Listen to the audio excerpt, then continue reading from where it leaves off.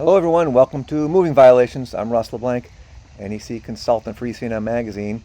Look at that pipe separation, a raceway separation right there. That's a violation of 300.12. Raceways have to be continuous between boxes and conduit boardings and fittings, etc., etc. And then this box is just kind of flapping in the breeze here, not supported correctly. It's not the right type of cover, not the right type of receptacle.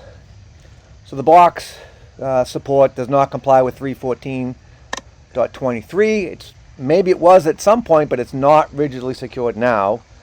And that cover for the receptacle is not, it's weatherproof when it's closed, but it's not weatherproof when something is plugged in.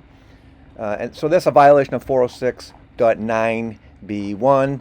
And the receptacle itself is not a weather-resistant receptacle, also required by 406.9B1. So several violations here.